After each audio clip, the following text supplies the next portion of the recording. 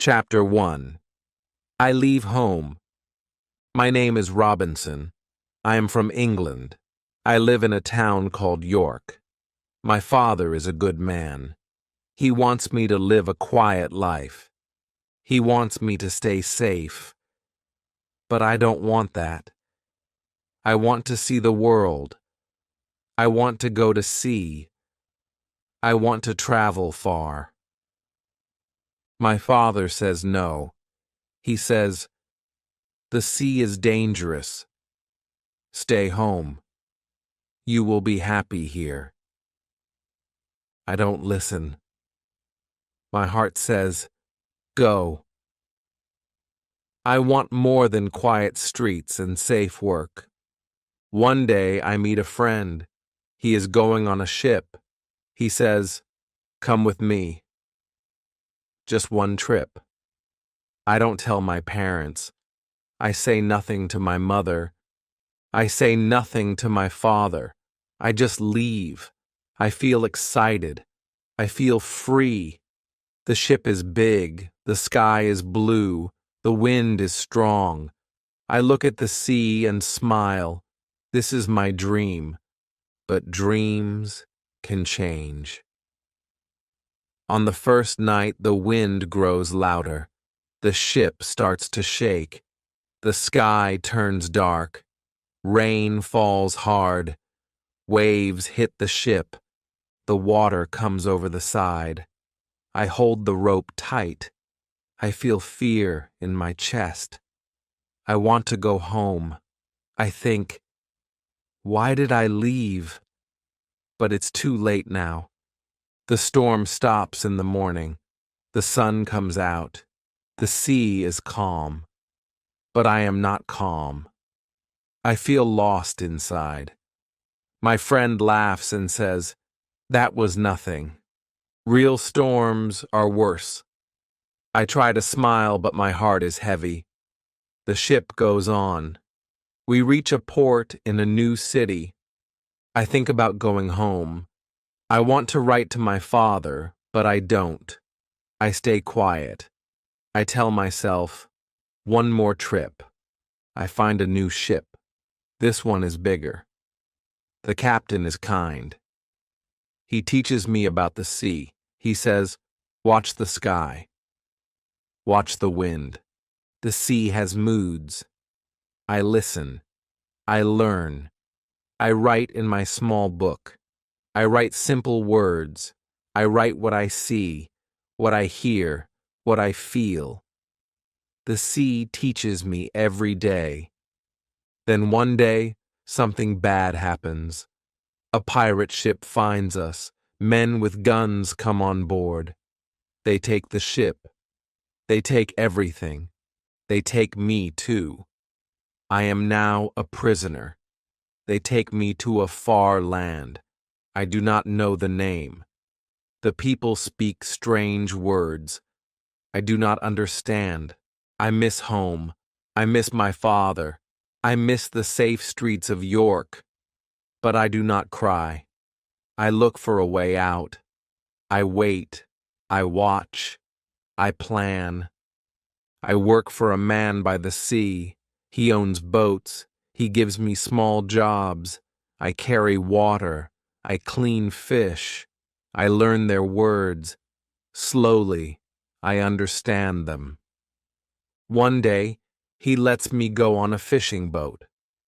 I smile. I say thank you. But inside, I think, this is my chance. I look at the sea. I look at the boat. I think about freedom. I think about escape. I know I must act soon. I cannot stay here forever. I left home to see the world, but now I just want to survive. The sea called me once. It gave me dreams. Now, it holds my hope. Chapter 2. I plan to escape. Every day I go to the sea. I work on the boats. I smile at the men. I say little. I stay quiet. But in my mind, I am not quiet. My mind is loud. It makes a plan to escape. I cannot live here forever. I am a prisoner.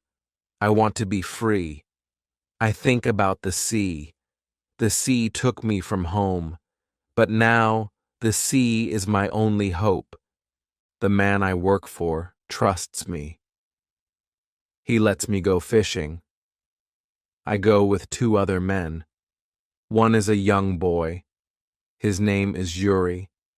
He is kind. He listens. He works hard. The other is a guard. He has a knife. He does not smile. But one day the man says, "Take the boat. Go fishing. Bring back many fish." I say yes. I hide my fear. This is the chance I was waiting for. We go out early. The sun is low. The sea is quiet. I sit in the boat and watch the land. It gets smaller and smaller. We go far. Then I take the boat in another direction. The guard looks at me. "Why this way?" he says. I smile. "More fish here," I lie. He does not know my plan. I wait for the right moment. When the guard looks down, I act fast. I take the wooden pole. I hit him hard. He falls. He does not move. Yuri is afraid. He says, "What now?" I look at him. "Do you want to be free?" He nods. "Then help me," I say. We throw the guard into the sea, not to hurt him, just to leave him behind. He swims back to shore. Now, we are alone. Just me, Yuri, and the boat. We sail for many days. The sun burns our skin. The salt dries our lips. We drink little water. We eat dry fish. We are tired, but we are free. We follow the coast. We stay close to land. We see trees, rocks, animals. We sleep in the boat. At night, we hear sounds, strange sounds. We see no people, only shadows in the dark. One day, we see land with tall grass. I say, "Let's go." We find sweet water. We drink. We rest. Then we hear a sound, a growl. A lion comes out of the grass. My heart stops. I grab the gun from the boat. I shoot. The lion falls. Yuri shouts, "You saved us!" I breathe again. My hands shake. I say, "We must leave now." We sail again. Days pass. We are tired. One morning, we see a ship, a big ship. It comes near us. It is not a pirate ship. It is a trade ship. A white flag waves on top. I stand and wave my arms. "Help us!" I shout. A man on the ship sees me. He waves back. The ship turns toward us. A small boat comes out. The men on it speak English. My heart feels warm. After many weeks, I hear my own language again. They ask, "Who are you? What happened?" I tell them a little, not everything. I say, "I am lost. I ran away. I want to work. I want to live free." The captain is kind. He says, "You can come with us." We go to Brazil. I say yes. But he looks at Yuri. "Is he your servant?" I look at the boy. He helped me. He stayed with me. He did not run. "No," I say. "He is my friend." The captain smiles. "Then he can come too." I look at the sea once more. I think of the island we passed, the land we left behind. the danger we escaped. My life is changing again. But this time, I am not afraid. Chapter 3. A New Life in Brazil. The ship took us far from danger. The sea was calm again. The wind was soft. I stood on the deck and looked at the sky. I felt safe. I felt quiet inside. Jury stood beside me. His eyes were full of light. We did not talk much, but we smiled. That was enough. The captain gave us food, clothes, and a place to sleep. He asked for no money. He said, "You are brave. You risked your life. That is enough for now." I thanked him again and again. In my heart, I felt lucky. I had escaped. I was free. And now I was going to a new land, a land I had never seen, a place called Brazil. After many days, we reached the shore. The ship stopped near a busy town. The streets were full. People moved fast. The sun was hot. I saw things I had never seen before: big trees, bright fruits, men on horses, women selling things on small carts. The captain took me to a small house. "You can stay here," he said, "and you can work. Many Englishmen come here to buy and sell." I thanked him. He looked at Jury. "The boy can stay with you, but if he wants to go back to Africa one day, let him go." I nodded. Jury smiled. He said, "I stay with you." In the new town, I learned fast. I watched people. I listened to their words. I tried to speak. I made mistakes, but I did not stop. Each day, I learned more. I helped on farms. I carried water. I planted seeds. The soil was rich. Everything grew fast. I worked hard. I saved money. I did not waste it. My hands became strong. My heart became still. Life was not easy, but it was good. After 1 year, I bought a small piece of land. I grew sugar and a little tobacco. I sold it in the market. People started to know my name. They said, "Robinson works hard. He is quiet, but smart." I felt proud, but deep inside, something still pulled me. A voice, a memory. The sea, it called me again. I tried to ignore it. I tried to say, "No, stay, be safe." But the sea does not forget, and I did not forget it either. One day I sat with some farmers. We drank tea. We talked about trade. One man said, "We need to send goods to Africa. We can sell things there and bring workers back." Another said, "We need a ship. We need someone brave to lead it." They looked at me.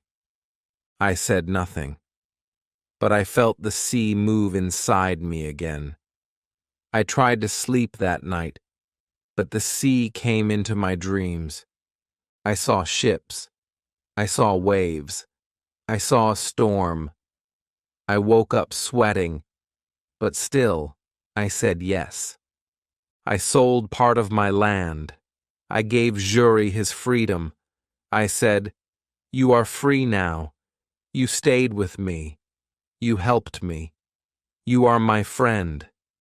You can go where you want." He looked at me. He did not speak for a while. Then he said, "I will never forget you." We shook hands. Then he left. My heart felt heavy, but I knew it was the right thing. I joined the men and helped prepare the ship. We packed tools, clothes, food, and water.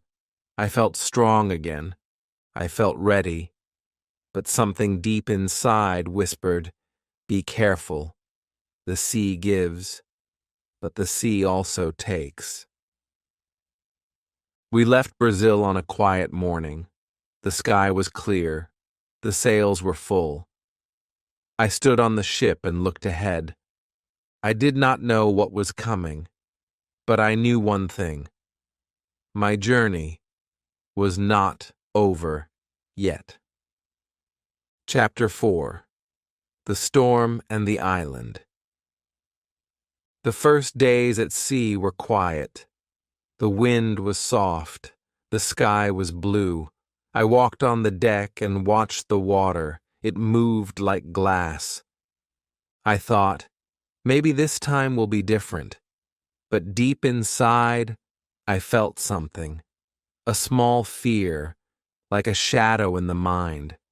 I pushed it away. I told myself, "You are strong now. You know the sea. You will be fine." But I was wrong. After 2 weeks, the sky changed. Clouds came fast. The wind turned sharp.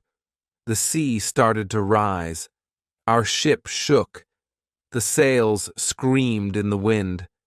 The captain shouted orders. Men ran across the deck. Water came over the side. The ship moved like a toy in the storm. I held onto the rope. My hands hurt. My body was wet and cold. I could not see. I could not think. I could only feel one thing: fear. The storm got worse. Thunder broke the sky. Waves hit hard. The ship cracked. I heard a loud sound like the sky itself had broken. Then the mast fell. The ship tilted. Men screamed. The captain shouted, "We're going down!" I looked for something to hold, but the sea pulled me. Cold water hit my face. I went under, then up, then down again. I could not see the ship anymore. Only dark waves. I kicked. I pushed. I reached for something, anything. Then I saw land, not far, a line of trees, a small beach. I swam with all my strength.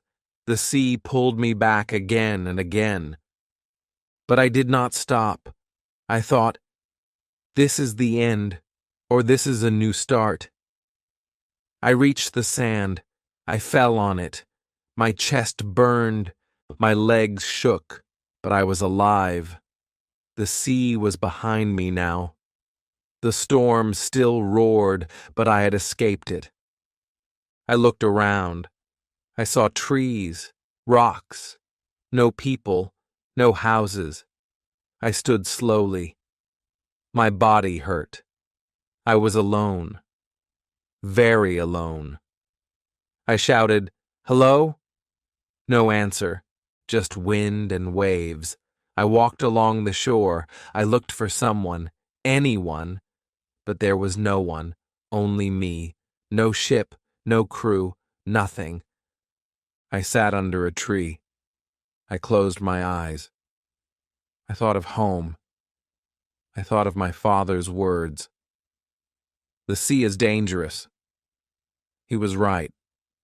I had not listened. And now I was alone, on an island, far from everything, far from everyone. I did not know where I was. I did not know what to do next. But I was alive. That was the only good thing. The next day I walked along the beach. I saw something in the water, a part of the ship, floating. I ran into the waves. I pulled it out, a small barrel. Inside I found food, some bread, some dry meat. It was not much, but it gave me hope. Maybe more parts of the ship would come. Maybe I could find tools, clothes, maybe even a gun. I watched the sea all day, and then I saw it, far away, broken, but still there, the ship, stuck on rocks, not far from the island. I looked at it and said, I must go there. My heart beat fast. I knew it was dangerous, but I also knew one thing. If I wanted to live, I had to try. The storm had taken everything from me, my friends, my ship, my plans, but it gave me something too. A chance, a new beginning, alone on an island, lost to the world, but not lost to myself. Chapter 5. I go back to the ship. I woke up early the next morning. The sun was bright, the wind was soft, the storm was gone now. The sea looked quiet again, but my heart still remembered the fear, the noise, the water, the screams. I stood on the beach and looked out. Far away, I saw the broken ship. It was still stuck between the rocks. The waves hit it gently now, not like before. I thought, maybe I can go there. Maybe I can get something from the ship. I knew I needed food, tools, clothes, anything to help me live. The island was big, but it was empty. I had no house, no fire, no knife. I had to go. I looked around the beach. I found some long pieces of wood. I found an old rope too. I worked all morning. I made a small raft. It was not perfect, but it could float. I pushed it into the water.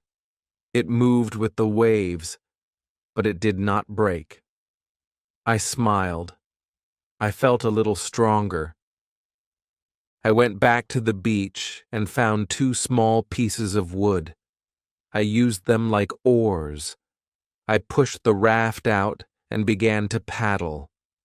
Slowly, carefully. The sea was deep. The wind pushed me back, but I did not stop. The ship came closer. I could see the broken mast, the torn sails, the empty deck. My heart felt strange. That ship had taken me across the world. It had also thrown me into the sea. Now it was quiet, like a dead body. I reached the side of the ship. I climbed up using a rope that still hung there. My hands shook, but I did not fall. I stood on the deck and looked around. Everything was broken, but some parts were still good. I went below deck. It was dark and wet, but I found things: food, tools, a hammer, a small axe, a knife. I found a box with clothes. They were dry. I smiled. I found 2 guns and a little gunpowder. I also found nails, string, and fishing lines. These things were gold to me now. I took everything I could carry. I put it all on the raft. The raft was heavy now. It moved slowly in the water. I got back on and started to paddle again. The way back was hard. The wind was strong. The raft moved left and right. I thought I would fall. I held tight to the rope. My arms were tired. My legs were wet. But after some time, I saw the beach. I cried. Not loud, but deep inside. The land was still there. The sand, the trees, the place that now had to be my home. I pulled the raft to shore. I took the things one by one and placed them under a big tree. I looked at the sky. I said, "Thank you." I had food now, tools, clothes. I had hope. I sat under the tree and thought, now I can live. I don't know for how long, but I will try. I will not give up. That night, I made a small bed with grass and wood. I used one coat as a blanket. I held the knife in my hand. I listened to the sounds of the island, birds, wind, leaves. I heard no people. I saw no lights. I was still alone. But I was not weak. I was still alive. And that was enough. For now. Chapter 6. I build a home. The next morning, I looked at the sky. It was clear. The sun was warm. I looked around the beach. This was not just a place now. This was my world. I was the only man here. No houses, no roads, no people, just trees, rocks, birds, and wind. But I was alive. I had food. I had tools. I had hope. I needed to do something next. I needed to build a home. I walked far from the beach. I found a small hill. It was not too high. On one side, there was a big rock wall. In front of it, there was a flat, open space. I stood there and looked around. The land was good. I could see the sea from the hill. I could see the beach. I thought, this is the right place. I dropped my tools on the ground. I said, this will be my home. I worked all day. I cut wood. I carried stones. I made a small wall with the wood and sticks. It was not strong, but it made me feel safe. I put my food inside. I covered it with leaves. I placed my clothes on a rock to dry. I looked at my work and smiled. It was not much, but it was something. My hands were tired. My feet hurt. But my heart was calm. The next few days I worked more. I made a roof with grass and sticks. I made a door with old wood from the raft. I used nails from the ship. Every day, I walked back to the ship to get more things. I took rope, tools, food, and small barrels. I filled one barrel with water. I filled another with dry bread. The ship was breaking more each day, but I used every part I could. I knew the sea would take it soon. After many days, the sky changed. Big clouds came. The wind was strong. Rain started to fall. I ran to my new home. Water came through the roof, but I stayed dry in the corner. I was glad I had worked fast. I sat on the floor, listening to the rain. I held my coat close. I thought of my father. I thought of home, but I did not cry. I was stronger now. The storm passed after one night. The next morning, the ship was gone. The sea was quiet again, but my heart felt sad. That ship was my last tie to the world. Now it was under the water. I made a small table. I placed my book on it. I began to write. I wanted to remember each day. I wrote the date. I wrote what I did. I wrote what I felt. My words were simple, but they helped me. I wrote, today I built a wall. Today I caught fish. Today I saw a bird with red wings.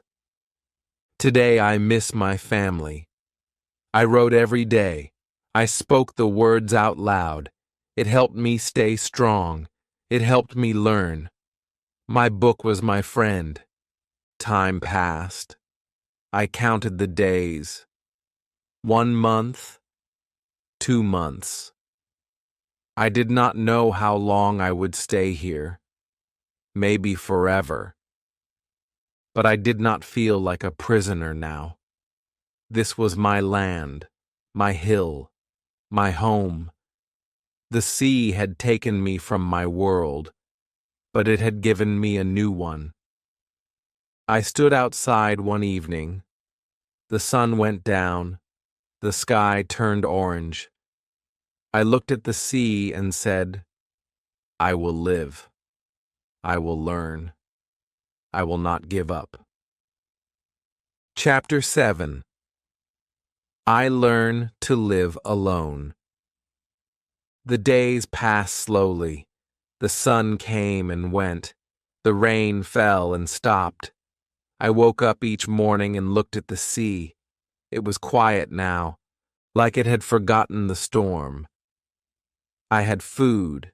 I had water. I had a small home, but I had no people, no voice to talk to, only birds, only wind, only silence. At first, the silence made me sad. I wanted to speak. I wanted to listen. But no one answered. So I spoke to myself. I said things out loud. Simple things. Today I eat fish. Today I fix the roof. Today I feel tired. It felt strange, but it helped me stay strong. I started to walk around the island. I wanted to know this land better. I saw trees I had never seen before. I saw fruits on the ground. I picked them up. Some were sweet. Some were sour. I ate slowly. I watched animals too. Small rabbits, colorful birds. I followed their paths. I watched their habits. I wanted to learn how they lived. I wanted to live like them, quiet and safe. I found a small stream. Clean water flowed there. I drank from it. It tasted fresh. I said, "Thank you," to the land. One day, I found a group of goats. They ran when they saw me. They were fast. I could not catch them. But I had an idea. I would build a trap. I used rope and wood. I worked for many days. Then, one morning, I found one goat in my trap. It was small. It looked scared. I did not hurt it. I fed it. I gave it water. Slowly, it trusted me. I tied it near my home. I named it Billy. Now I had a friend. A small goat, but a friend. I spoke to it every day. I said, "Good morning, Billy." I said, "Don't be afraid. I am your friend." It did not answer, but it stayed near me. That was enough. I also learned to fish better. I made a fishing rod with string and a stick. I went to the shore and waited. I watched the sea. I learned when the fish came close. I caught one, then two. I cooked them over fire. I made a small grill with stones. I ate slowly. I thanked the sea. Every meal felt special. I never wasted food. I used everything I had. I saved things. I cleaned my tools. I counted my supplies. I made a plan for each day. Work, rest, cook, write. I needed this plan. It kept my mind busy. It gave me purpose. Sometimes I sat outside and looked at the stars. The sky was big, so big, I felt small under it. But I also felt part of something. The sea, the sky, the land, the stars. They were all my family now. I missed people, yes. I missed my old life. But I was learning something new. I was learning how to live with myself, how to stay calm, how to keep hope. I was not just surviving, I was growing. One day I stood on the beach and looked far. I saw nothing, only water. But I still hoped. I said, maybe one day a ship will come. Then I smiled and added, and maybe if it doesn't, I will still be okay. Chapter 8. I make my life better. Time moved slowly. The days were long, the nights were quiet. I lived alone, but I was not weak. I was learning how to survive. I was learning how to live. The island was my world now.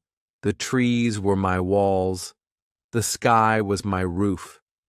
The birds were my music. I woke up early. I worked all day. I built. I hunted. I fixed. Every little thing gave me strength. Every little task gave me hope. I made my home stronger. I found more wood. I added walls around my shelter. I used stone and clay. I made the roof better. I made a strong door. I put all my things inside, my food, my tools, my clothes. I kept everything clean. I said, "This is my castle." It was not big. It was not pretty. But it kept me safe. And it was mine. I planted seeds near my home. I found them in the ship's supplies. I did not know if they would grow. I watered them every day. I waited. After many weeks, I saw green leaves. I cried when I saw them, not because they were just plants, but because they were life. They were a sign that I was doing something right. I made a small garden. I worked in it with care. I felt proud. My goat, Billy, stayed near me. I built a small fence for him. Later, I caught another goat, then one more. I made a little farm. I gave them names. I spoke to them. They listened. Maybe they didn't understand, but I felt heard. I felt less alone. I made milk from them. I boiled it. I drank it slowly. It tasted sweet and warm.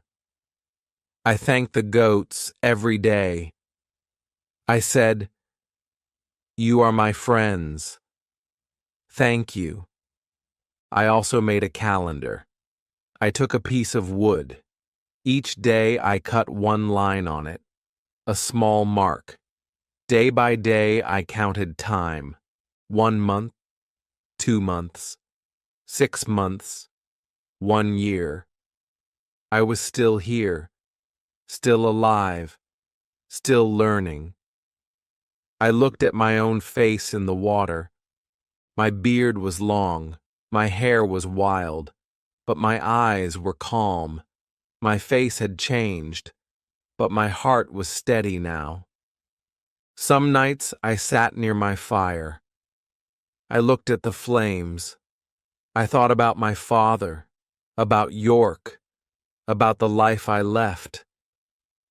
I said to myself, maybe I made a mistake. Maybe I should have stayed home. But then I looked around. I saw my home, my garden, my goats, my tools, my fire.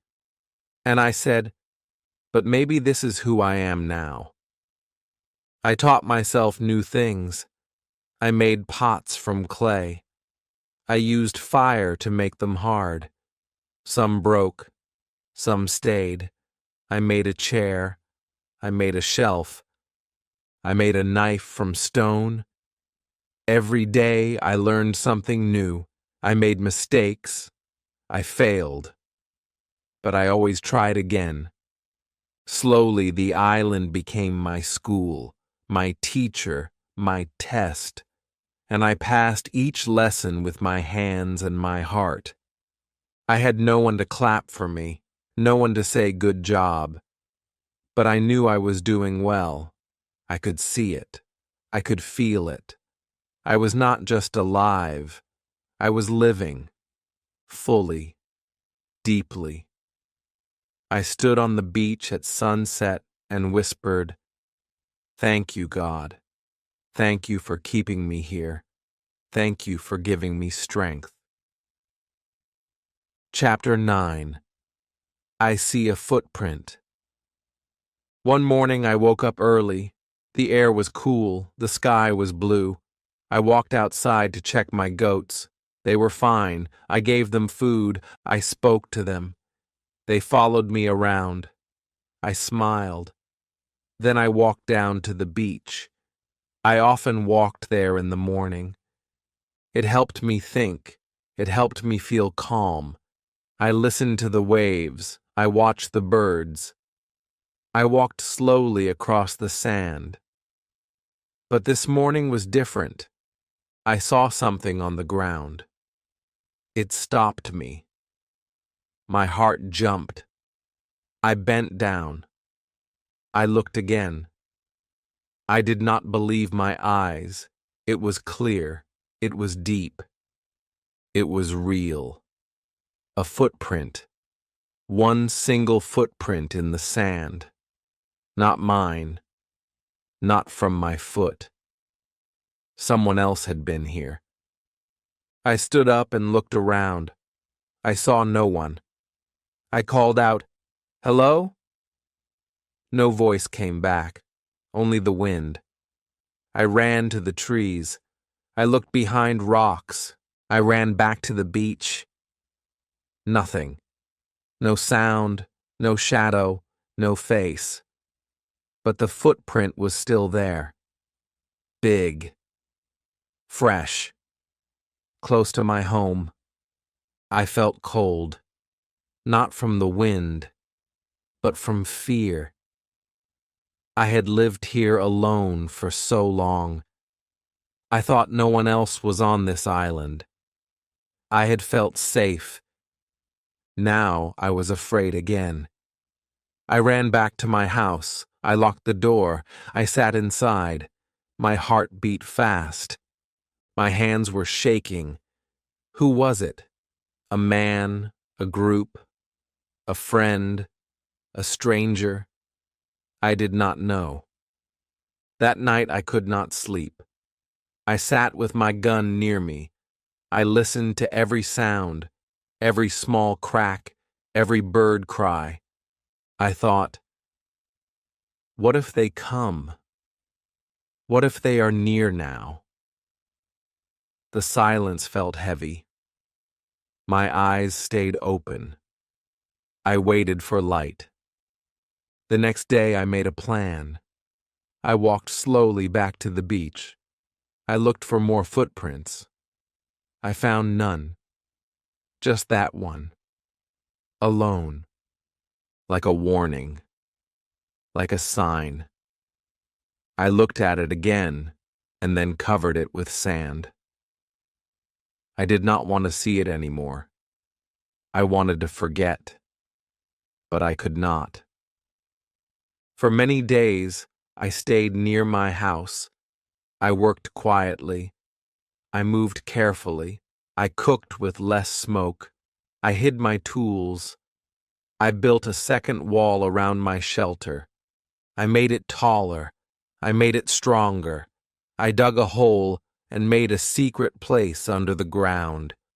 I put my food there, my gun, my powder, my journal, everything important. If someone came, I would be ready. But still, no one came. The island was quiet again, but now it was a different kind of quiet. Before, the quiet felt safe. Now, it felt dark. like someone was watching. I looked behind me more. I listened harder. Even the birds seemed quieter now. Some nights I dreamed of faces I did not know. I saw fire. I saw people on boats. I saw them walking through the trees. I woke up sweating, my breath fast. I told myself, maybe the footprint was old. Maybe they are gone. But I didn't believe it. Something had changed. I could feel it. Chapter 10. I watched the island. I could not forget the footprint. Day after day, it stayed in my mind. I kept asking, who is here? Where did they go? Will they return? The island no longer felt safe. I did not walk far now. I stayed near my house. I watched the trees. I listened to every sound.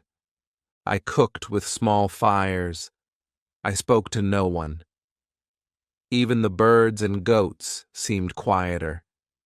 It felt like something was hiding, just out of sight. One morning, I climbed the highest hill. I took my telescope with me. I sat behind a rock. I looked out over the island. I saw the beach, the trees, and the sea. For hours I watched. Nothing moved. No people, no boats, only wind in the trees.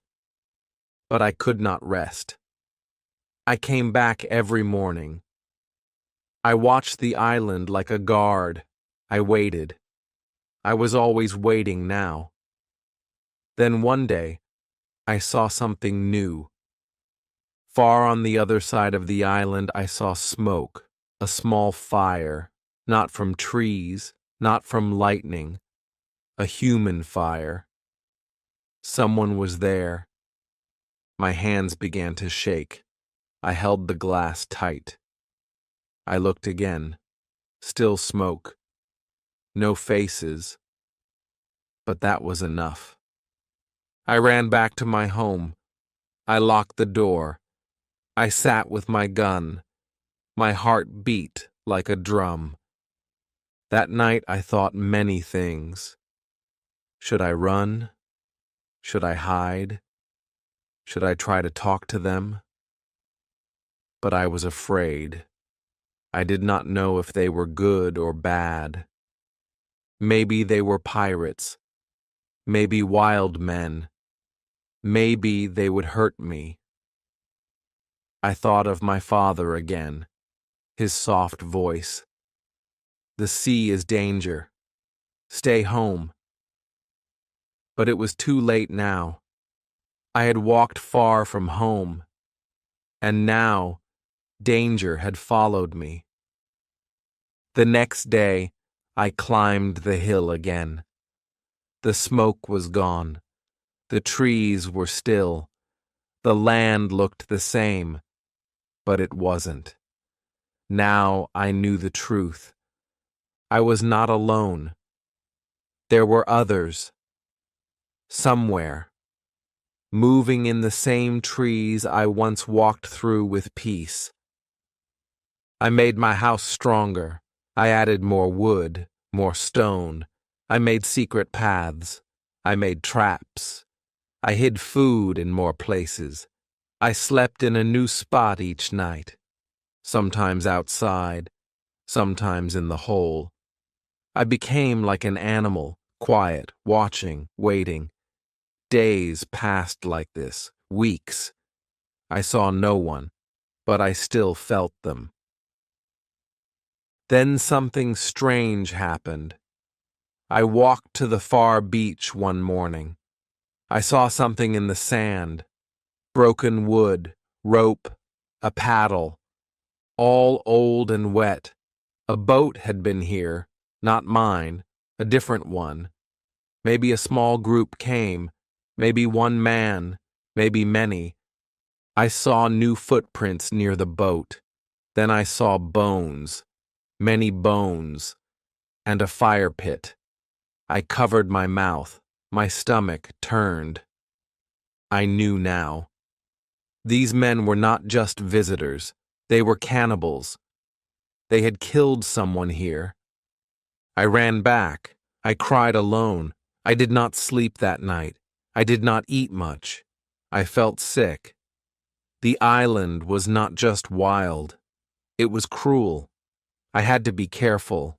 I had to be smart. I had to stay alive. And deep in my heart, one new thought grew. I must not only survive, I must be ready. Chapter 11. I make a secret cave. After seeing the bones on the beach, I could not sleep well.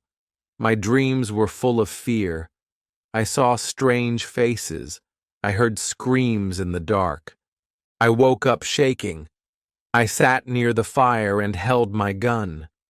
I looked at the trees. I listened to the wind. I said to myself, I am not safe. I must hide better. I must protect myself.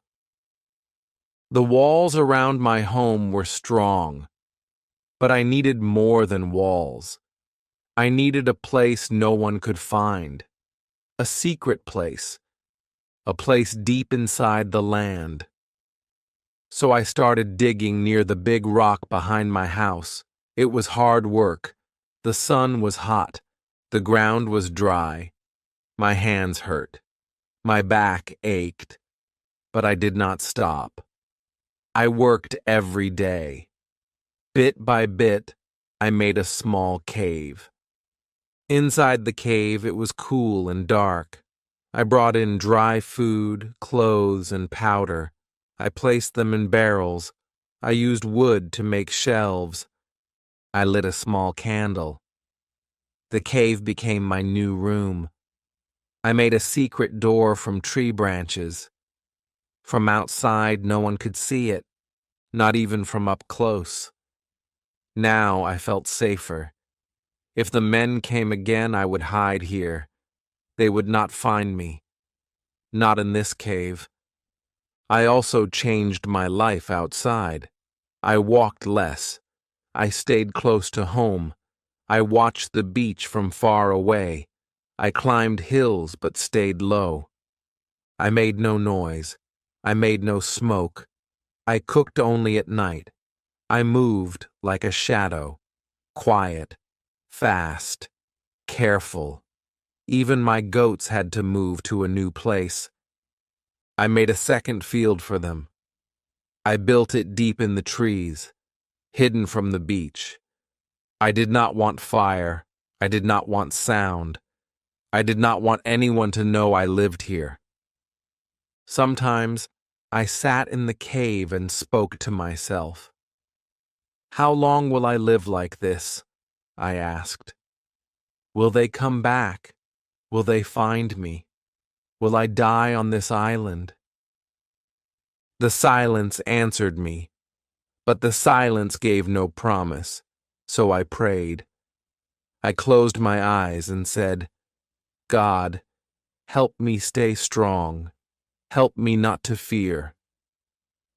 I wrote everything in my journal. I wrote with simple words. Today, I built a door. Today, I moved the food. Today, I heard birds, but no voices. Today, I watched the sea. My journal helped me stay calm. It helped me think clearly. Even when the world outside felt dark, the words on the page gave me light. One night, I heard a sound, a loud one. I woke up. I grabbed my gun. I stood still. Then I heard it again. A sharp scream. It came from far away. It echoed through the trees. I did not move. I waited. It stopped. Then silence again. Long, cold silence. I did not sleep again that night. The next morning, I climbed the high rock. I looked far across the land. I saw something on the sand. Many figures, small from far, but I knew they were men. They were back. But I was ready now. Chapter 12. I watched the strangers. I lay flat on the rock. I held my telescope in my hands. I looked down at the beach. I counted the men. There were 5, no, 6, then more, 11 men. They were tall and strong.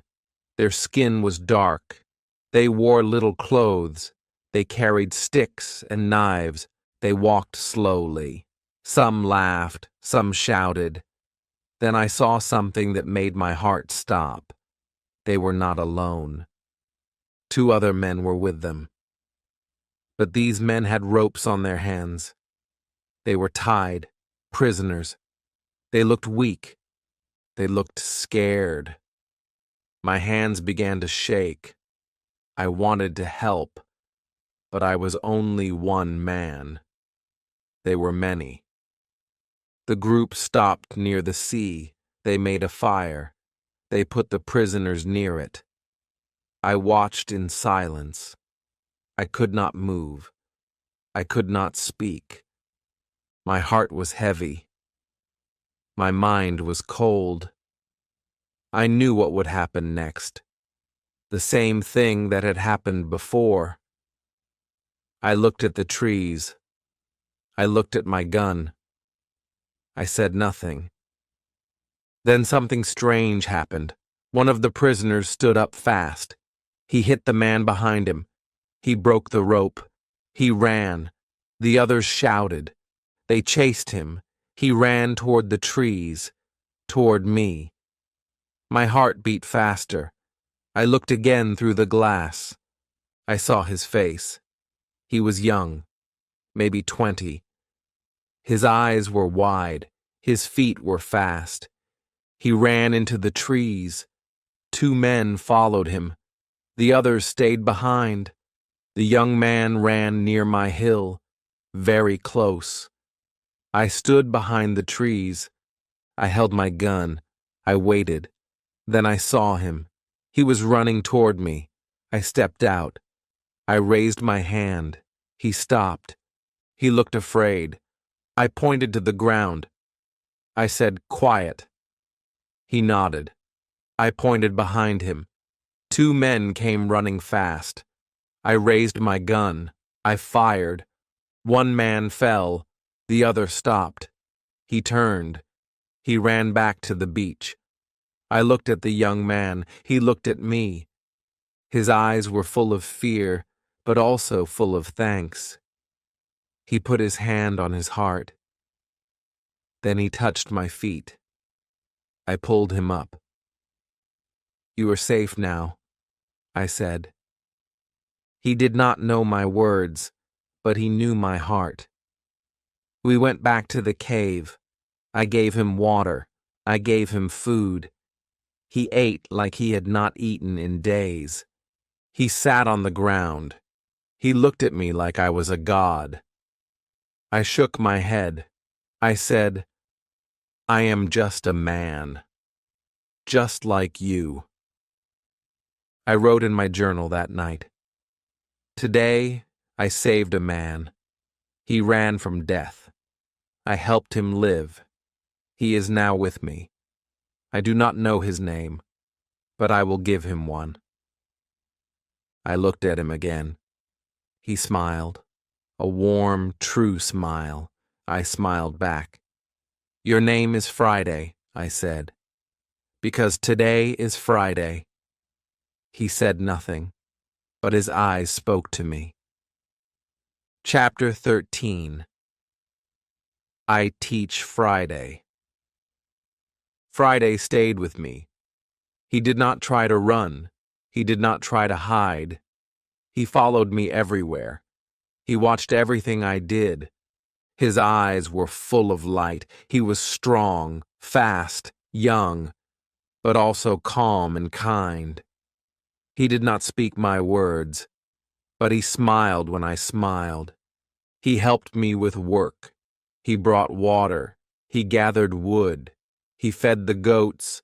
He never asked for anything. He only looked at me with respect. I was not his master, but he treated me like one. And I wanted to treat him like a friend. I wanted to teach him English. I pointed to myself and said, "Robinson." He smiled. Then he pointed to himself and said, "Friday." I smiled back. Then I pointed to a tree. "Tree," I said. He repeated, "Tree." Then I pointed to a goat. "Goat," I said. "Goat," he said.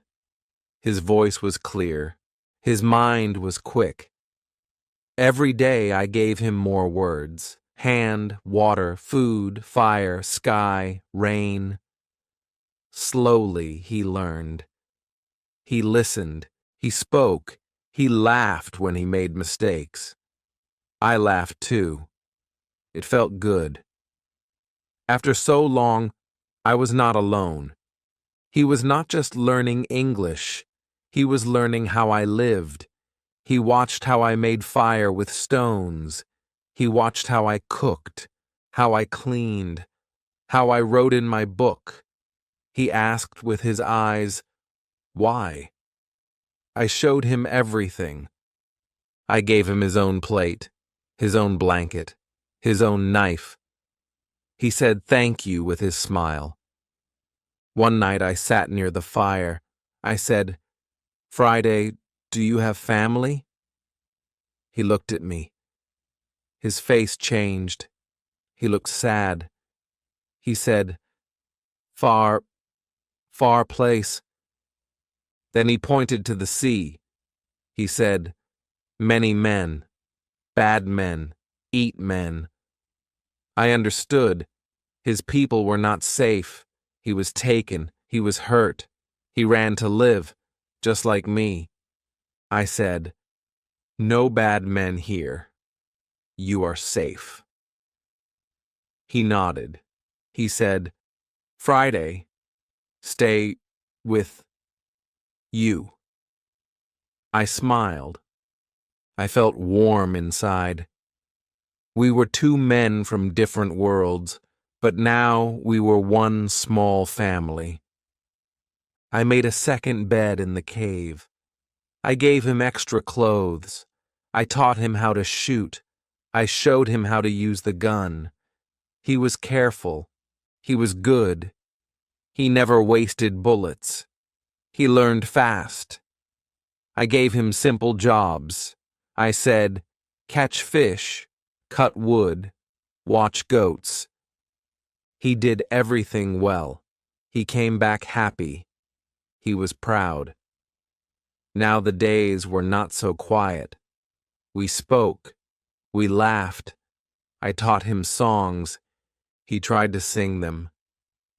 Sometimes we sat under the trees and watched the sky. I said, "This is peace." He repeated, "Peace." I showed him my book. I showed him how I wrote each day. He watched my hand. He touched the paper. Then he said, "I want, learn, write." My heart felt full. I said, "Yes, Friday, I will teach you." That night I wrote in my journal, "I have a friend now, not just a helper, a real friend. He is kind, he is brave, he is learning, and I am learning too. After so many years, I do not feel alone." Chapter 14. We work together. Friday woke up early every day. Before the sun came up, he was ready to work. He went to the goats. He brought fresh water. He cleaned the tools. He smiled when he saw me. I smiled back. I did not need to ask him anything. He already knew what to do. I was not his master. He was not my servant. We were two men, helping each other, living together. We built many things side by side: a bigger fence for the goats, a small tower near the beach, a new room beside the cave. We cut wood together. We carried stones together. Sometimes we did not speak much, but we worked with peace. I thought, I am not alone now. This life is hard, but it is better with him. I gave him more words each day. He remembered everything: sky, stone, paper, sleep, gun, write. I showed him how to hold a pen. He smiled. He made letters with his hand. They were not perfect, but they were good. I said, "Very good, Friday." He laughed and clapped. It felt like a school. But we were both students. We learned from each other. I learned his way. He learned mine. I told him stories about my home, about my father, about England. He listened with big eyes. Then he told me about his island, his people, his fear. He said I was taken. I was afraid. I ran. You saved me. I said, "You are safe now. You are free." He smiled and said, "Free." We went hunting together. He was fast, quiet, like a cat. He taught me how to move through the trees. He showed me how to find animals, how to follow tracks. I taught him how to use the gun. I said, "Hold here, aim there, wait, now shoot." He learned fast. We brought back birds, rabbits, fish. We ate together. We gave thanks. We shared everything. One day we sat near the fire. He looked at me and said, "Why you come here?" I told him about the ship, the storm, the sea, the island. He listened. Then he said, "God sent me to you." I looked at him. His eyes were full of truth. I said, "Maybe God sent us to each other." The days were full now, not with fear, but with work, learning, and peace. We still watched the sea. We still listened for danger. But we were stronger now. We were ready. We had food. We had fire. We had faith. We had each other. That night, I looked up at the stars. I thought about the past, the ship, the storms, the silence. And now, I had Friday. A friend. A light in my dark world. I wrote in my book, he came from fear, but brought me peace. He came from danger, but gave me hope. I do not know the future, but now I am not afraid. Chapter 15.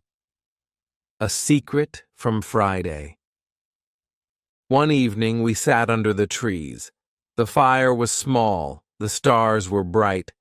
Friday looked quiet. His face was thinking. I asked, "What is in your mind?" He looked at me, then looked down. After some time, he said, "I know this island." I was surprised. "You've been here before?" I asked. He nodded slowly. "Yes, long time ago. I came with bad men. They kill, they eat, they leave. I was afraid." I listened closely. My heart beat faster. This was not just an island to him. It was a memory. He pointed to the south. "Far side," he said. "That way they come. Sometimes they come. Sometimes they don't. But they know this place." I felt cold inside. So it was true. This island was not empty. Sometimes terrible men came here. They brought prisoners. They made fires. They left bones. I looked at the trees. I thought about the footprint again. I thought about the screams I once heard. They were real. I asked him, "Will they come again?" Friday looked at me. His eyes were full of fear. "Yes," he said. "One day. Maybe soon." I stood up. I walked back and forth. My mind was loud. "What should I do?" I said. "Should we hide? Should we run?" But deep inside, I knew something. I could not run anymore. I had lived too long in fear. I had a home now. I had a friend. I had a life. I would not give it up so easily. "Friday," I said, "if they come, will you help me fight?" He stood up. He looked strong. He said, "Yes, I help you. You saved me. I fight with you." I placed my hand on his shoulder. I said, "Then we are brothers now." The next day we made a plan. We went to the south side of the island. We moved slowly. We hid behind rocks. We stayed low in the trees. After some time we saw it. Ashes, bones, pieces of rope. The men had been there, not long ago, maybe 2 or 3 days. I felt sick, but I stayed strong. Friday looked calm. "They will come back," he said. "This place is not safe." We returned home. We built higher walls. We made new traps. We hid more food in the cave. We cleaned our guns. We made sharp sticks. We chose hiding spots in the trees. I said, "We will watch every day, morning to night." Friday said, "We be ready." My hands worked fast. My heart was quiet, but hard like stone. That night, I could not sleep. I sat near the cave and watched the stars. I held my gun. I listened to the wind. I remembered the time I was alone. That time was over. Now I had a friend, a partner, someone who trusted me, someone I could trust. The island had changed again. First it gave me fear, then it gave me peace, now it gave me purpose. I wrote in my journal, "If they come, I will not run. I will stand. I will fight. Not just for myself, but for Friday too. This island is our home now, and we will protect it together." Chapter 16. The Day They Came. The morning was quiet, too quiet. The birds did not sing, the trees did not move, even the wind felt still. I opened my eyes and sat up quickly. Something felt wrong. I looked at Friday. He was already awake. He was not speaking. He was listening. His body was still, but his eyes were sharp. I whispered, "What is it?" He pointed toward the sea. "They are here," he said softly. I felt my chest tighten. The day we feared had come. We climbed the hill and hid behind the rocks. I brought my telescope. I looked down toward the far beach. I saw them, many men in a big canoe, maybe 20. They landed on the sand. They jumped out, laughing and shouting. I counted them. 18. Strong and wild. They had long sticks and knives, and they had prisoners again. 3 men, tied, weak, lost. My hands began to shake. I had never fought so many men. I looked at Friday. He was calm. His face was hard. He said, "Now we fight." I nodded. I did not want to fight, but we had no choice. If we waited, the prisoners would die. And maybe one day, we would be next. We had to stop them. I said, "We save the prisoners, but we must be smart. We must be fast." We took our guns. We took our knives. We moved through the trees, step by step, slow, quiet, careful. We stayed low. We waited behind thick bushes. We watched the men dance and shout. 2 of them stood near a prisoner. 1 raised a knife. The man on the ground cried. That was it. I stood up. I aimed. I fired. The man with the knife fell. Friday fired next. The second man fell. The others turned. They screamed. They looked into the trees. They saw us. I shouted, "Run!" We ran down fast. Friday was faster than me. We shot again. 2 more men fell. The rest were afraid. They did not know how many of us there were. They ran to their boat. We chased them. But we did not kill them all. We let them run. We wanted to save the prisoners, not kill every man. The beach was quiet now. The fire was still burning. I walked to the prisoners. They were tied with ropes. They looked up at me with fear. I cut the ropes quickly. I said, "You are free." 1 man fell into my arms. He cried. Another man hugged Friday.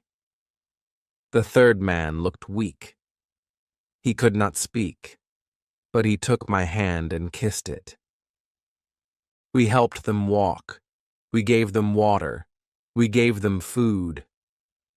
1 man began to speak slowly. His English was broken, but I understood. He said, "Thank you.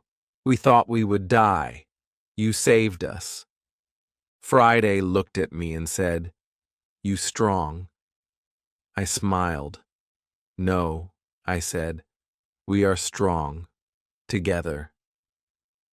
That night, we made a big fire near the cave. We all sat around it. The 3 men slept close to the fire. They were safe now. Friday sat beside me. He said, "They will come again." I nodded. "Yes? But now they know we are not afraid." I looked at the stars. I thought of the man I once was, alone, afraid, lost. Now I was different. I was still on the island, but I had a friend. I had a purpose, and now I had saved lives. I wrote in my journal, "Today I fought not for myself, but for others. I am not just living now. I am standing for something, for peace, for hope, for life." Chapter 17. A stranger speaks my language. The next morning the sun rose slowly. The sea looked calm again. But my mind was still full of thoughts. I could not forget the fight. I could not forget the fear, but I also could not forget the faces of the men we saved. They were alive now, and they were safe. I looked at them as they sat near the fire. They were eating slowly. They were quiet. Their eyes were still afraid, but they looked at me with thanks. Deep thanks, the kind that does not need many words. I walked toward them. I sat down. I smiled. One of the men looked at me closely. He said something. His words were not clear at first. I listened again. Then I understood. He was speaking English. I was shocked. I said, "Do you speak English?" His face lit up. "Yes," he said. "A little." My heart jumped. I had not heard English from a stranger in many, many years. My voice almost broke. "Who are you?" I asked. "Where are you from?" He said, "I am from Spain. I was on a ship. We were lost. My friends were taken. I ran. I was caught, then brought here by these men." I listened to every word. It felt like a dream. Someone from the outside world. Someone who knew the sea. Someone like me.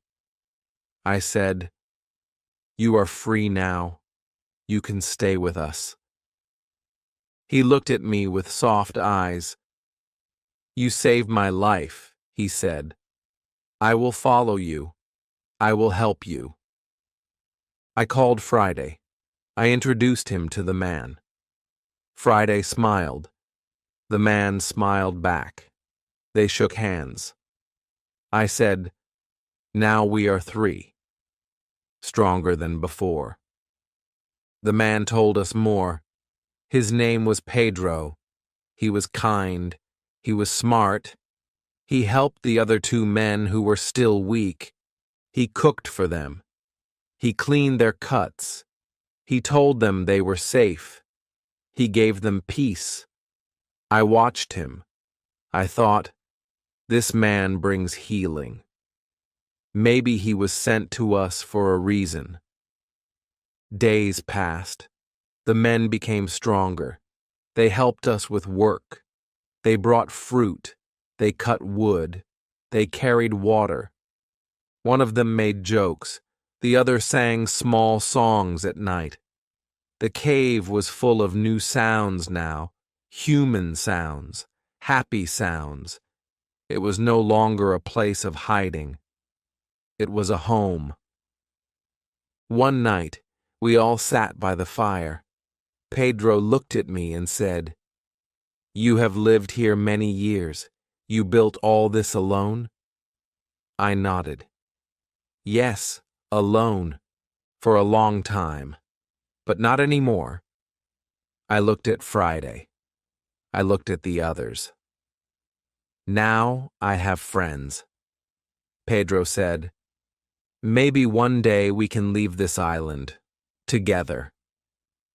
I looked at the stars. For the first time, that idea felt real, not just a dream, not just a hope, but a plan. I wrote in my journal that night, "I am not the same man who washed up on this island. I was lost. I was broken. I was alone. Now I have a reason to wake up each day. I have friends. I have strength. And maybe, just maybe, I have a future." Chapter 18. We build a boat. Every day now felt full. Full of voices, full of footsteps, full of life. No longer was I just one man walking on sand. I heard Friday's laugh. I heard Pedro's stories. I heard the other two men singing in the morning. My island was still quiet, but not lonely. The trees still stood tall, but now we stood with them. The sky was still wide, but now our dreams were wider. One evening after dinner, Pedro came to me. His face was calm, but serious. He said, "I want to ask you something." I looked at him and said, "Go ahead." He said, "Can we leave this island? Can we build a boat?" I stayed quiet for a moment. My eyes looked at the sea, so wide, so deep. Then I looked at the men, all healthy now, all strong, all ready. I think we can, I said. The next day we went to the forest. We looked for the biggest tree, one that was strong but not too thick. We found one near the river. Friday touched the bark and said, "Good." We began to work. We cut it slowly, carefully. It took many days. Our hands were tired. Our clothes were wet with sweat. But we smiled, because every cut was hope. Every drop was a step toward freedom. When the tree fell, we cheered. We cleaned it. We shaped it. We turned it into the body of a boat, long and wide, strong and light. We used ropes. We used fire. We used all we had. We brought wood from the old ship. We found cloth to make a small sail. We worked every day. We ate together. We slept under the stars. And the boat began to look like a real boat, a boat that could ride the sea. One night, I sat alone. I thought of England. I thought of my father. His soft voice came back to me. "The sea is danger," he had said. But now, the sea was also a chance, a road back, a door home. My heart was full of feeling. I missed my home, but I also loved this island. It had changed me. It had made me strong. It had given me Friday. It had shown me who I really was. When the boat was ready, we pushed it to the river. It floated. It moved. We laughed. We jumped in. It was strong. It was fast. It was real.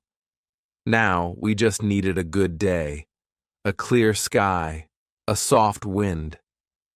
Pedro said, "Soon we go." Friday said, "Yes, but I will come back one day." I said, "Maybe I will never forget this place." That night, I wrote in my journal, "We made a boat, not with many tools, not with great skill, but with hope, with hands, with hearts. We are not running away. We are sailing toward a new life. This island will always be part of me. But now, it is time to begin again." Chapter 19. A ship appears. The boat was ready. It stood in the water like a sleeping bird, strong, silent, waiting. Every day we checked the sky. We watched the wind. We packed food. We packed water. We made small bags with powder and bullets. We said little, but we all felt the same. Something was coming. A new chapter. A new life. Then, one afternoon, everything changed. Friday came running from the beach. His face was full of shock. He shouted, "Ship! Ship!" I stood up quickly. My hands shook. "Are you sure?" I asked. He nodded fast. "Big ship. White sails. Not far." We ran to the high hill. I took my telescope. I looked out to the sea, and there it was. A real ship. Not a dream. Not a broken one. A full, tall ship with flags. It moved slowly toward the island. My heart beat fast. I could not speak.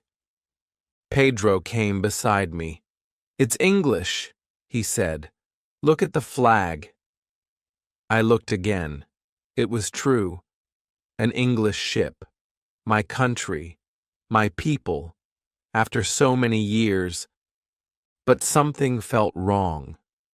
The ship stopped far from the beach.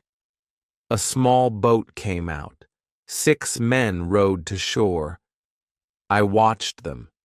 They pulled 2 men out. Their hands were tied.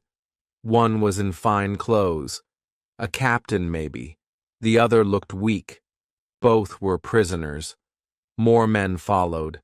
They had guns. I felt cold. I said, "This is not good." Pedro said, "They are not here to help. They want to harm." I looked at Friday. He said, "We stop them." We moved fast. We took our guns. We hid in the trees. We waited. The men tied the prisoners to a tree. They shouted. They laughed. One man hit the captain. I felt anger inside me. I raised my gun. Then I gave the signal. We fired. One man fell. The others screamed. We ran out and shouted, "Drop your guns!" They looked shocked. They saw 4 men, strong and ready. They ran. 2 were caught. The rest ran to the boat. We freed the prisoners. The captain looked at me with wide eyes. "Who are you?" he asked. I said, "A man who knows this island better than you." He smiled. He cried. He held my hand. "You saved me," he said. "I was left by my own men. They wanted to take the ship." I said, "You will take it back." He nodded. "With your help." We made a new plan. That night, we sailed to the big ship in our own boat. Quiet, fast. The bad men were sleeping. We climbed up. We took control. There was no big fight. The captain stood tall again. The ship was his now, and soon it would be ours too. The next morning the sun rose. The sky was gold. The sea was soft. The ship was ready. The captain said, "We will take you home." I looked at Friday. He looked at the island. We were quiet for a long time. Then I said, "Goodbye, island. You taught me how to live. You gave me pain. You gave me peace. You gave me a new heart." Friday said, "I come with you. But one day I return." I smiled. "And I will never forget you." The ship moved slowly away. I stood on the deck. The island grew smaller. The sea opened wide. After 28 years, 2 months, and 19 days, I was going home. Chapter 20. I see my country again. The ship moved across the sea slowly. The days were long and quiet. The sun was hot. The wind was soft. I stood on the deck and looked at the water. My eyes watched the waves, but my heart looked behind me, back to the island, back to the years I spent there. 28 long years. That island was my prison. It was also my teacher, my home, my friend. I had cried there. I had grown there. Now I was leaving it forever. Friday stood beside me. He looked at the sea with wonder. Every day was new to him, every sound, every bird, every sail. He asked me many questions. I answered them slowly. I taught him new words every day. He was learning fast, just like before. He was still my student, but also my friend, my brother. I knew the world would be strange for him, but I also knew he was strong. After many weeks, the sky changed. The sea grew busy. More ships passed by. The captain smiled. He said, "We are close now." My heart beat faster. I walked to the front of the ship and waited. I said nothing, but my eyes stayed wide. Then, one morning, I saw it. Land. Not just any land. England. My home. Tears filled my eyes. My legs felt weak. I held the side of the ship and whispered, "I'm back." I wanted to run. I wanted to fall to my knees, but I just stood there, watching the land that I had left so long ago. We reached the port. People moved fast. Horses pulled carts. Women sold food. Children laughed. It was loud. It was full. I felt lost in the noise. Everything had changed. Or maybe I had changed. I did not know how to speak to these people.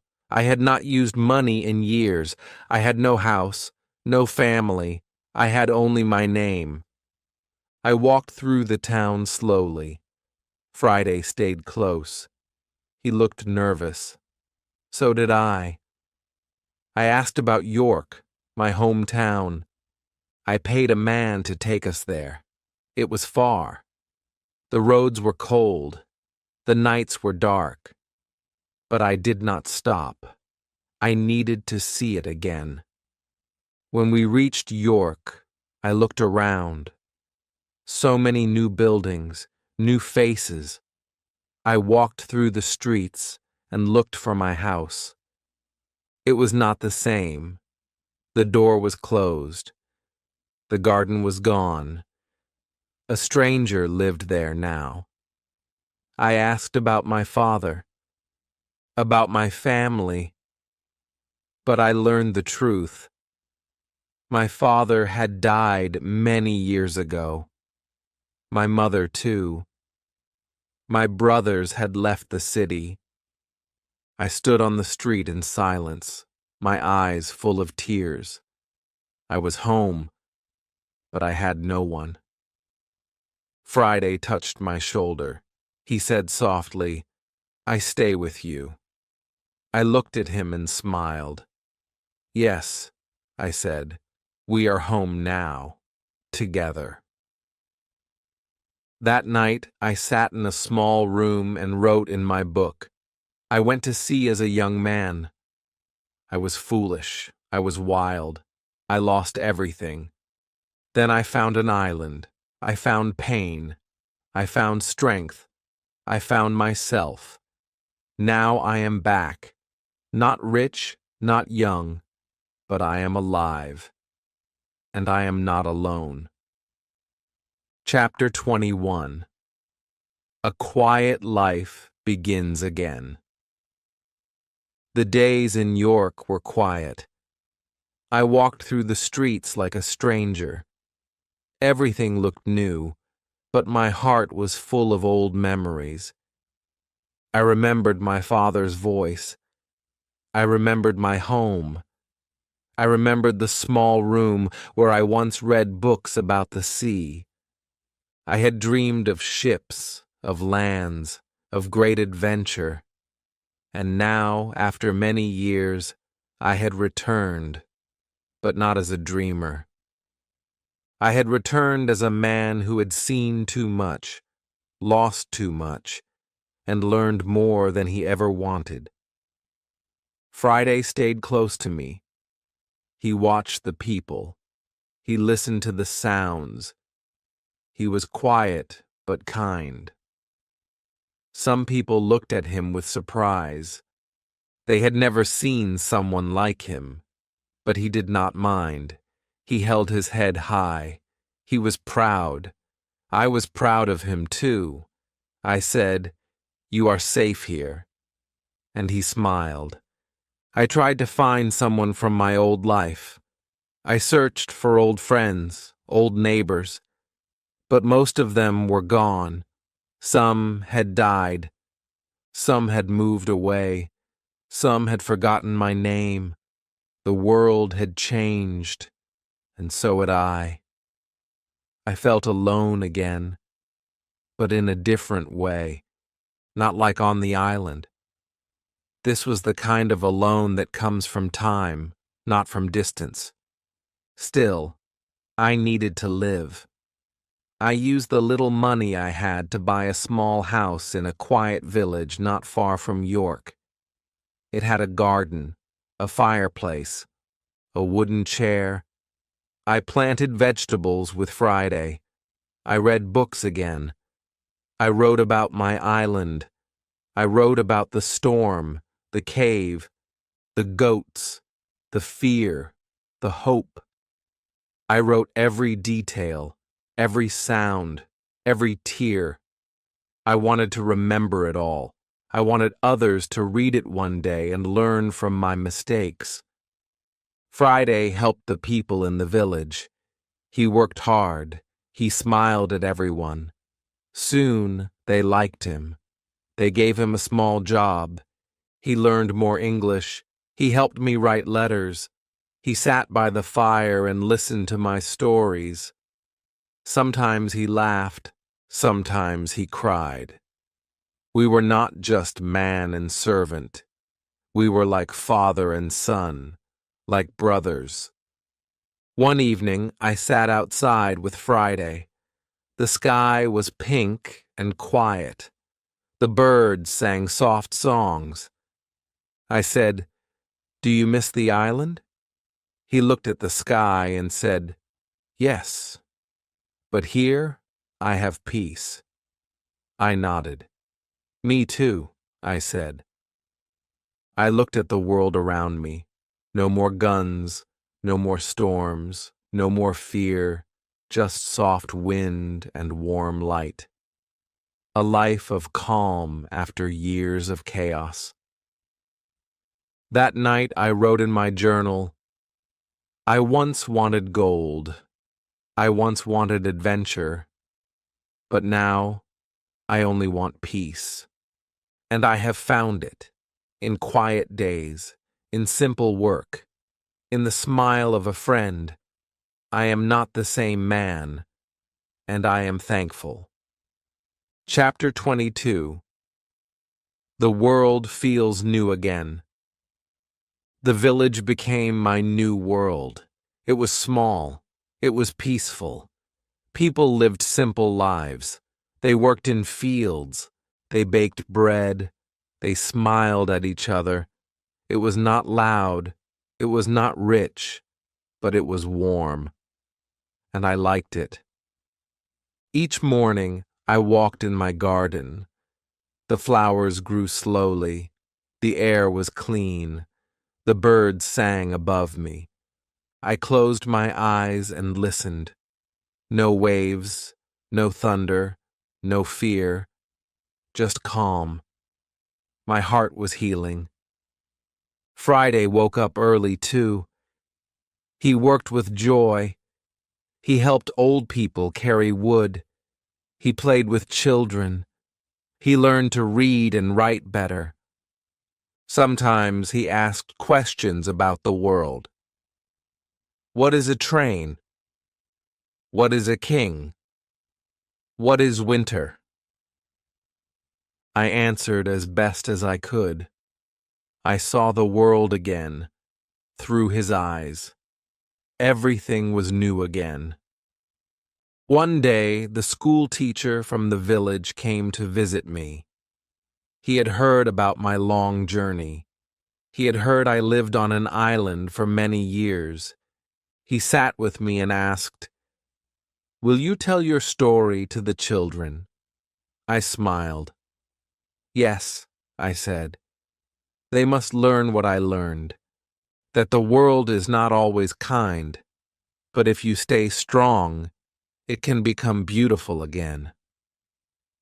So I went to the small school. I stood in front of young faces.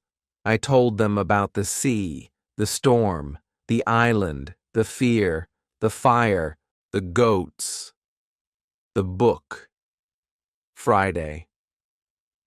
I told them everything. Their eyes were wide. Their mouths stayed open. One boy said, "You were brave." I smiled and said, "I was scared." But I did not stop. That is enough. After that day, the children came to visit often. They asked more questions. They wanted to see my tools, my journal, the map I had drawn. I showed them. I told them, "You do not need to go far to learn. You only need to open your eyes and your heart." As time passed, I wrote more pages in my journal. But now, they were not full of pain. They were full of thanks. I wrote about sunsets, about warm tea, about the quiet sound of rain. I wrote about people who smiled without reason, about friends who stayed, about days that felt soft and full. Friday became known by everyone. He was loved. He had many friends. People forgot he came from far away. He was now one of them, one of us. One cold evening, we sat by the fire. I looked at him and asked, "Do you think we will ever go back to the island?" He thought for a moment and then said, "No." That island was the place we had to survive. This place is the place we were meant to live. And he was right. That night I wrote in my journal, "There was a time I wanted ships, gold, adventure. But now I want soft mornings, quiet friends, clean air, and a heart that says, 'Thank you,' every day. This is the better treasure." Chapter 23. I remember the island. One morning I sat alone in the garden. The sky was soft gray. A cool wind touched my face. The trees moved slowly. Everything was quiet. Friday had gone to the market. The village was still. I held a warm cup of tea in my hand, and I began to think. I thought about the island again. It came back to me like a slow dream. The first time I stood on that beach, the sound of the waves, the fear in my chest, the long nights, the strange noises, the quiet mornings, the smell of wet trees, the feel of cold rain on my skin. I could still feel it all. I remembered building the first wall with shaking hands. I remembered counting my food, marking the days, catching the first goat, digging the cave, watching the sea with empty hope. I remembered crying alone, and then I remembered finding strength inside me. Then came the better memories. The fire I made with my own hands, the garden I planted, the first fish I caught, the small words I spoke out loud to myself, just to hear a voice. And then, Friday. The day I saw his face, the moment I saved him, the first time he called me Master, the first time I said, "No, friend." His smile, his heart, his laugh, his courage. He did not come from my world, but he gave my world back to me. And I thought of Pedro, the Spanish sailor, the men we saved, the fire we built together, the boat we made, the ship we took, the sea that brought me back home. All of it was far behind me now, but it lived in my heart forever. I stood up and walked back inside. I opened the old chest near my bed. Inside was my journal. The same book I had written in every day on the island. I touched the pages. The ink had faded, but the words still lived. I sat and read a few lines. They were simple, but they were true. I am afraid, but I must go on. Today I made bread. Today I built a chair. Today I spoke to the wind. Today I saved a man. I closed the book. I smiled. I said softly, "Thank you, Island. You broke me. You built me. You gave me the best parts of myself." That night, Friday came home. He brought bread and honey. We ate together near the fire. I told him I had read the old journal again. He said, "That island made us both who we are." I nodded. Yes, and now we know how to live anywhere. I wrote in my journal again before bed. The island is behind me, but its lessons are inside me. I no longer wish to escape from it. I now thank it. The storm gave me the island. The island gave me a life. Chapter 24. A Visit from the Past. Many months passed. The village felt like home now. People greeted me by name. Children smiled when they saw Friday. We lived simply. We planted food. We made soup. We shared stories. Life was small, but full. I did not need gold. I did not need ships. I needed quiet mornings, a warm fire, a kind word, and I had all of them. One afternoon, I sat near the door, reading. The sky was light blue. The birds flew in soft circles. Then I heard the sound of a horse. I looked up. A man was coming down the road. He wore a coat with gold buttons. He looked around, then stopped in front of my house. He smiled at me. "Are you Mr. Robinson Crusoe?" he asked. I stood slowly. "Yes," I said, "that is my name." The man reached into his coat and took out a letter. "This is for you, from the sea." My hands shook as I opened it. The paper was clean, the writing strong. I read the name at the bottom, Pedro, my old friend, the sailor we saved. I smiled wide. The letter said, "My dear Crusoe, I hope you are alive and well. I returned to my land. I am safe. I work again on the sea. But I never forget you. You saved me. You gave me life. I tell your story to everyone. The man who lived alone but became the strongest man I ever met. If you ever wish to sail again, my ship will always have a place for you. Your friend, Pedro." I sat down. My heart was full. I remembered his kind face, his strong voice. I looked at Friday. He read the letter, too. He smiled.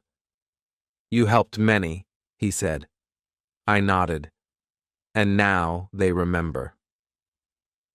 I did not plan to sail again. My legs were old now. My hands did not move as fast. But my heart felt young again. That letter brought the sea back to me, not with fear, but with love. I folded it slowly and placed it in my journal. A new page. A new memory. That evening I sat with Friday near the fire. The stars blinked above. I said, The sea gave me pain, but it also gave me people, you, Pedro, and even myself. Friday looked at me. The island taught us everything. I smiled. Yes, and now the world feels small, but my heart feels full. I wrote in my journal that night, some stories do not end with gold, or with ships, or with loud cheers. Some stories end with a letter, a smile, a warm fire, and a friend beside you. Chapter 25. The Life I Never Dreamed. The days were slow now, but they were sweet. I woke up with the sun. I opened the door. I breathed the soft air. I looked at the trees and the sky. I listened to the birds. Every sound felt like a gift. I had no noise in my heart, no storm in my mind, just peace, real peace, the kind I never had before. When I was young, I wanted ships. I wanted money. I wanted to run from home. I thought adventure was everything. I thought quiet was boring. But now, I understood something new. Sometimes, the best adventure is learning how to live with less, learning how to live with love, learning how to be still. Friday and I made a new garden. We grew potatoes, onions, and green leaves. He was strong. He sang as he worked. People in the village helped too. The children brought water. The older women brought seeds. We shared the food with everyone. No one was hungry. No one was left out. We were all one family now. One afternoon, an old woman in the village came to see me. She gave me a warm pie and said, "Thank you." I smiled and asked, "For what?"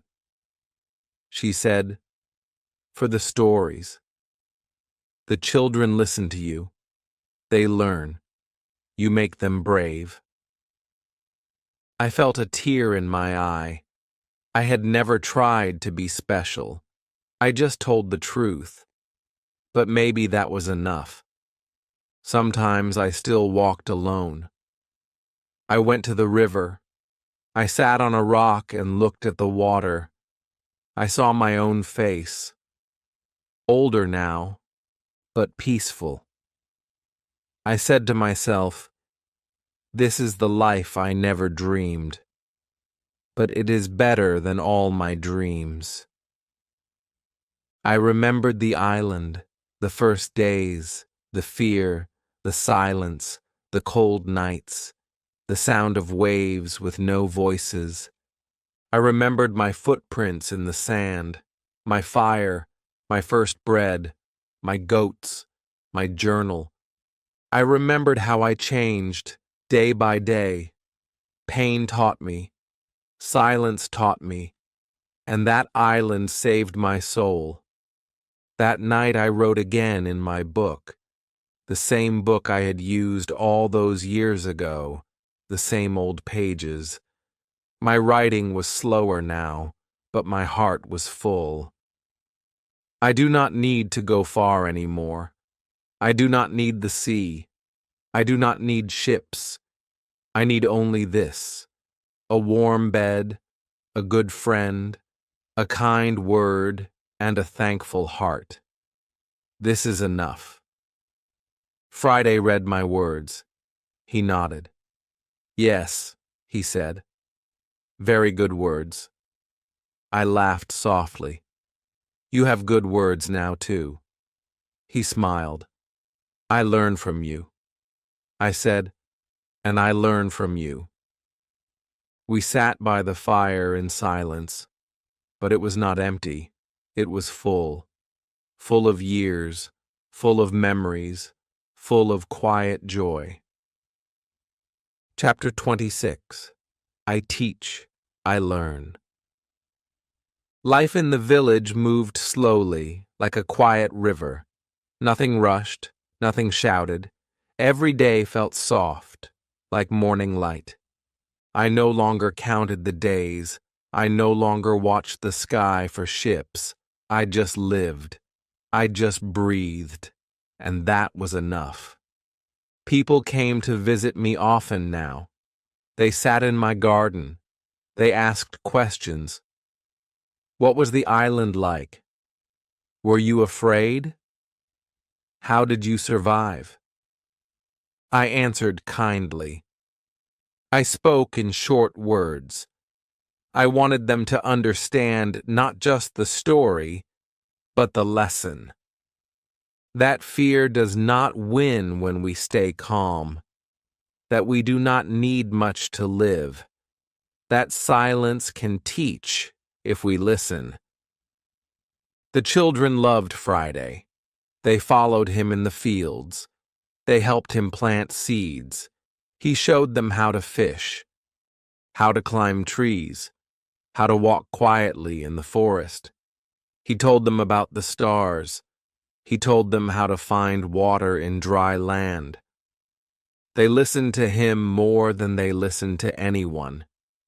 He became their teacher, and I became proud. One boy came to me with a small book. He said, "I want to write like you." I smiled. I gave him a pen. I said, "Write about what you see, what you feel, what you learn." That day, I saw him sitting under a tree, writing slowly. It made me happy. I thought, maybe this is my work now, not to travel, not to fight, but to plant small seeds of wisdom in young hearts. Sometimes Friday and I walked in the hills. We said little. We just watched the wind move the grass. I asked him once, "Do you miss the island?" He said, "I miss the trees, the birds, the sea, but not the fear, not the lonely days." I said, "Me too." We visited the church every week. We sat in the back. I closed my eyes and gave thanks, not for gold, not for big things, but for the quiet life I had now. I thanked God for every morning, for every smile, for every lesson the island gave me. One night, Friday made dinner. It was simple, bread and soup. We sat by the fire and ate slowly. He said, "I like this life. No pain, no guns, no bad men." I nodded. "This is the best part of the story," I said. "The part with no fear, the part where we just live." That night, I opened my journal again, the old one. I turned to a fresh page. I once wanted more. I once chased danger. But now I teach, I learn. I grow small flowers in my garden. I watch young minds open like the sky. I smile at quiet things, and that is enough. I am at peace. I closed the book. I looked at the fire. It burned gently, just like my heart now. Chapter 27. The Man I Have Become. The wind outside was soft. The sky was light blue. I sat on a wooden chair with my book in my hand. The sun touched my face through the small window. It was a quiet morning, like many others. But something felt special. Something inside me was still and full. I had not thought about the island for many days. I had not dreamed of storms, of waves, of fire. Now, I dreamed of gardens, of children running through grass, of Friday laughing, of warm soup on cold nights. I no longer lived with fear. I lived with thanks. I looked at my hands. They were not as strong as before. My fingers were slower, my steps were softer, but my heart was lighter, and my mind was calm. I once feared time. Now I welcomed it. I once chased the world. Now I enjoyed each simple day. Friday came in with a basket of fresh fruit. Apples, he said with a smile. The tree gave many today. I looked at the red fruit. I remembered planting that tree. It was small back then, thin, weak, but I had given it water, Sunday, time, and now it gave sweet fruit, just like my life. We ate together. We said little, but we smiled often. That was our way now, not too many words, just soft peace between us. I told him, "One day, you will teach others. You will tell your story too." He nodded. "But this is still my favorite chapter," he said. "The one with quiet days." Later, I walked through the village. People waved at me. Some called me teacher. Others called me captain. A few simply said, friend. I liked all those names. But inside, I was just Robinson, a man who had learned to be still, a man who once ran from everything and then found everything by stopping. I sat under the big tree in the garden. Children came with questions. How do you build a house from nothing? How do you stay strong when you are alone? I answered slowly. One wall at a time, I said. One word, one step, one day. They listened, their eyes wide. I saw myself in them, young, full of dreams, not knowing the cost of them yet. That night, I lit a candle. I opened my journal again. The pages were old now, some torn, some stained, but they were beautiful to me. I once wanted the sea, now I want the soil. I once lived in fear, now I live in grace. I once had no one, now I have friends, smiles, and peace. I once was only Robinson, now I am something more. I looked at the candle. It burned gently, like a soft heart, like the light of a life well lived. Chapter 28. I tell my full story. One morning I woke before the sun.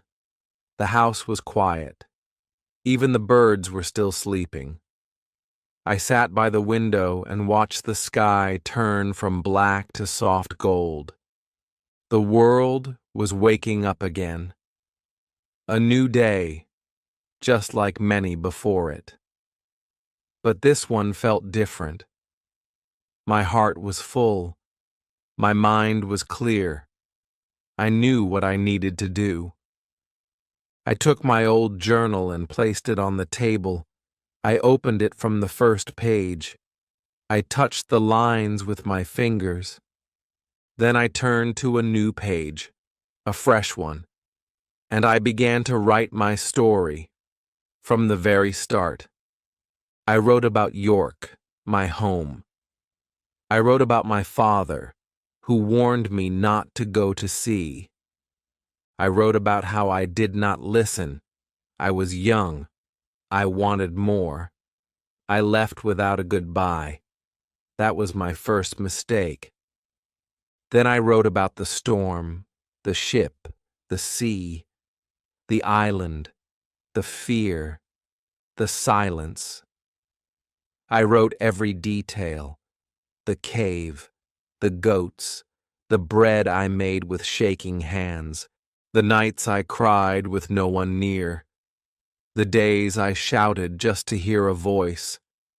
I wrote about fire, traps, tools, storms, sickness, and small joys. Then I wrote about Friday, how I found him, how he trusted me, how he helped me live again, how we built our world one stone at a time.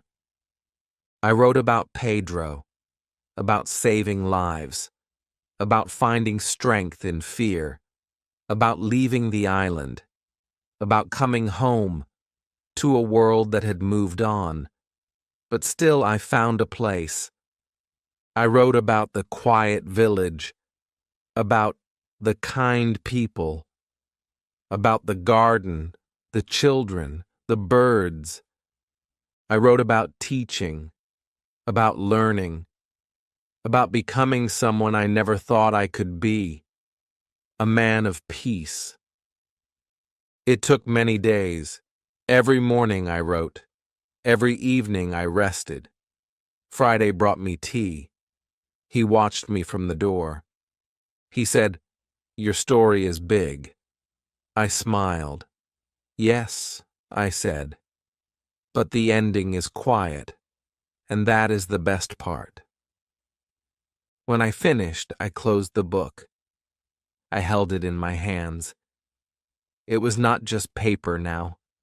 It was my whole life, my fears, my fight, my faith, my change. I gave it to the school teacher. I said, "Let the children read this one day. Let them know what I learned, not just how to live, but how to live well." That night, I looked at the stars.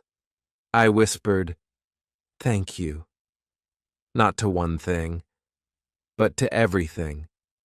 To the sea that broke me, to the island that changed me, to the friends who stood by me, to the silence that taught me to listen. Then I wrote one last line in the journal. I was lost. I was alone, but I became found, not by others, but by myself. And I rested. Chapter 29. The island lives in me. The days became quiet again. My story was finished. My book was complete. The children read it. The teacher shared it. People came to my house just to listen. Some asked questions. Some sat in silence. But all of them said the same thing. Thank you. I didn't speak much after that. I did not need to. My words were already on the page. My story was now a gift. I had nothing left to prove, nothing more to chase. I had only simple days, and that was enough. Friday stayed with me. He helped the village. He helped me walk when my legs felt tired. We sat in the garden together. We watched the sun go down every evening. He never asked for more. He was always content, and so was I. One day a traveler came from the sea. He had read my book. He asked, "Do you miss the island?" I smiled and said, "No." He looked surprised. "Not at all?" I shook my head. "Number because the island is here." I touched my chest. It lives inside me now. It gave me everything I needed. I carry it with me always. At night, I sometimes dreamed of the sea, but it was no longer wild, no longer dark. It was calm, bright. The waves moved gently. The island stood far away under a golden sky, and I stood on the beach, not as a prisoner, but as a friend. I still wrote in a small book, but only little things now. Short notes, short prayers, like, "Thank you for today. The wind is soft." Friday laughed at lunch. I feel peace. My garden grew taller. My hair grew white. My walk became slow, but my heart never felt heavy. I watched the young take care of the old. I saw new goats, new trees, new voices. Life continued, and I smiled at it all. One morning I sat with Friday under the big tree. The birds flew high. The sun touched the leaves. He said, "Are you happy?" I looked at him for a long time. Then I nodded. "Yes, very happy." He smiled. "Me too." I looked at the clouds and whispered, "If I had not gone to sea, I would never have become who I am." That night, I lit one candle. I opened my book. I wrote one last time. The island gave me silence. That silence gave me life. I no longer fear anything, not even the end, because my story is alive in the hearts of others. Then I closed the book, and I let the candle burn slowly into the dark. Chapter 30. My Last Lesson. The sun rose slowly that morning. I opened my eyes and felt no pain. I felt calm, light. The air was cool. The sky outside was soft pink and gold. I heard birds singing near the window. I closed my eyes for a moment and smiled. Another day had come, and I was still here. That was enough. Friday brought tea. He sat with me quietly. He did not speak. He did not need to. We had spent so many years together. Our friendship did not need words now. He gave me the cup. I drank slowly. I held his hand and said, "You have been a gift in my life." His eyes filled with tears. "You saved me," he whispered. I shook my head. "No, my friend, you saved me." The village was quiet that day. People walked softly. Children played near the river. Flowers opened in the sun. I sat under the tree, just watching. The world looked beautiful, so simple, so full. I thought, this is life, just this, right now. Some of the children came and sat beside me. One little girl asked, "Will you tell us another story?" I smiled. "You already know it," I said. "I told you everything. The sea, the cave, the goat, the friend, the island. It is all yours now." They sat in silence, listening to the wind, to the birds, to the moment.